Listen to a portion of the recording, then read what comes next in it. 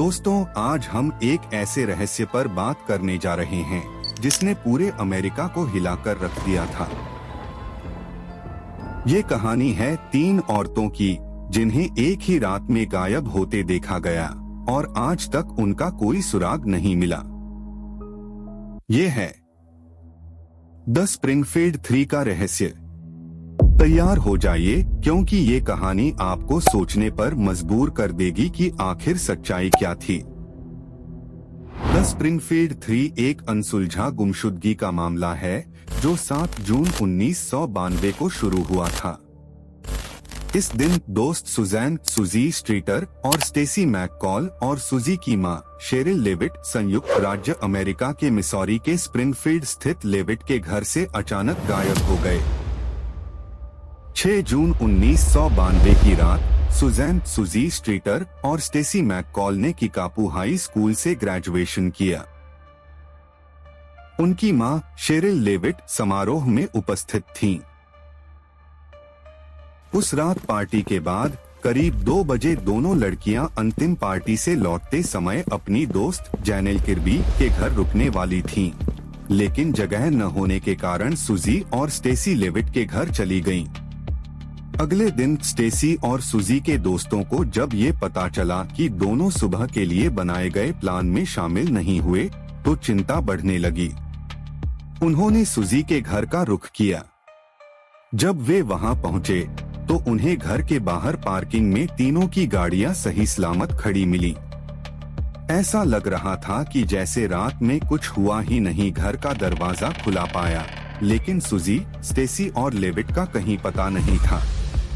उनका सारा सामान जैसे कपड़े, पर्स और गाड़ियां घर पर थीं। घर में सब कुछ बिखरा हुआ था, लेकिन चोरियां किसी हिंसा का कोई संकेत नहीं था।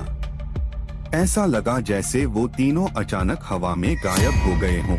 लेकिन एक चीज ने सबको चौंका दिया। पोर्च लाइट का ग्लोब टूटा हुआ था। हेंसन ने गलती से पोर्च का टूटा हुआ ग्लास साफ कर दिया, जिससे संभवतः अहम सबूत नष्ट हो गए। किर्बी ने घर के अंदर पाया कि लेविट का पालतू कुत्ता सिनामन बेचैन था। फोन पर अज्ञात नंबर से अश्लील कॉल भी आ रहे थे, जिनके बारे में सुजी ने पहले भी शिकायत की थी। बाद में स्टेसी की मां जनिस मैककॉल भी घर पहुंची और देखा कि तीनों महिलाओं के पर्स, पैसे और अन्य सामान बिना छेड़े रखे हुए थे। एक टीवी बंद किए बिना स्नोप मोड में चल रहा था, जो इशारा करता था कि शायद रात में फिल्म देखी गई थी। पुलिस को जब इस रहस्यमय घटना की सूचना दी गई, तो उन्होंने तुरंत जांच शुरू की। तीनों की आखिरी गतिविधियों का पता लगाने की कोशिश की गई। पुलिस को कई अजीब संकेत मिले। सबसे पहला सुराग था घर का फोन, जिसमें एक रहस्यमय कॉल रिकॉर्ड की गई थी, लेकिन वो कॉल फिर से प्ले नहीं हो सकी।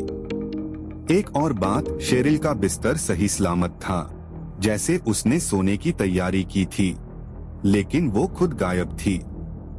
समय के साथ ये गुमशुदगी और भी उलझती चली गई।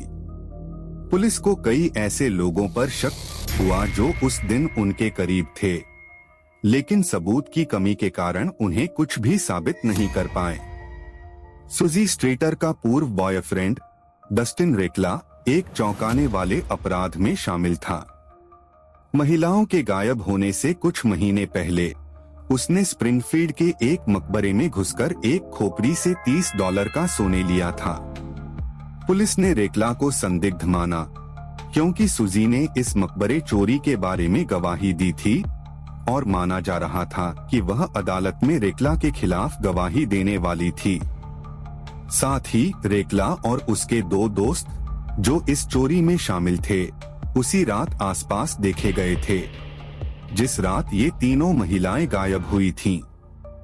1997 में एक और दिलचस्प मोड़ आया, जब रॉबर्ट क्रेग कॉक्स नामक व्यक्ति, जो टेक्सास में किडनैपिंग और डकैती के जुर्म में कैद था, ने दावा किया कि उसे पता है कि इन 3 महिलाओं की हत्या कर दी गई थी और उनके शव कभी नहीं मिलेंगे। 1992 में जब महिलाओं के गायब होने का मामला शुरू हुआ था, तब कॉक्स स्प्रिंगफील्ड में ही रह रहा था।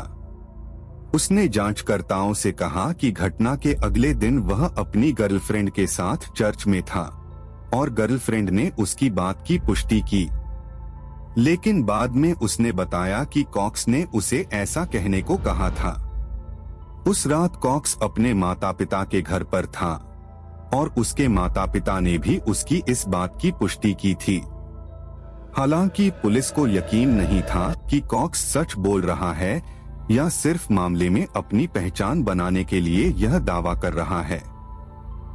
कॉक्स ने कहा कि वह तब बताएगा कि वास्तव में उन 3 महिलाओं के साथ क्या हुआ जब उसकी मां की मृत्यु हो जाएगी।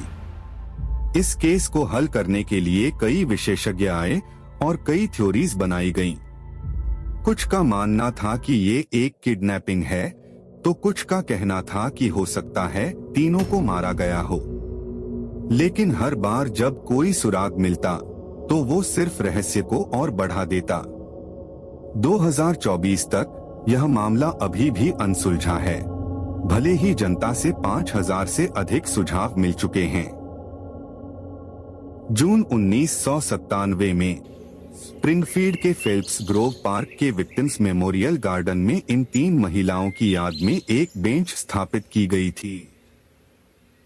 इस मामले को कई टीवी शो में दिखाया गया है, जैसे 48 आवर्स और America's most wanted. Investigation discovery channel ने अपने शो डिसएपियर्ड में द स्प्रिंगफील्ड 3 शीर्षक से एक एपिसोड प्रसारित किया था। 2019 में इसी चैनल के शो पीपल मैगजीन इन्वेस्टिगेट्स में द स्प्रिंगफील्ड 3 पर आधारित एक खास एपिसोड दिखाया गया था।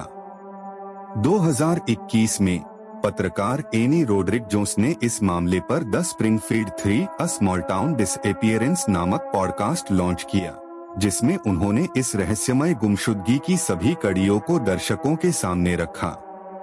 30 साल बाद भी वो तीनों महिलाएं कहाँ हैं, इसका कोई जवाब नहीं मिला है। हर साल उनकी याद में स्प्रिंगफील्ड में लोग मोमबत्तियां जलाते हैं, उम्मीद करते हैं कि कभी तो सच सामने आएगा। तो दोस्तों, क्या ये एक परफेक्ट क्राइम था?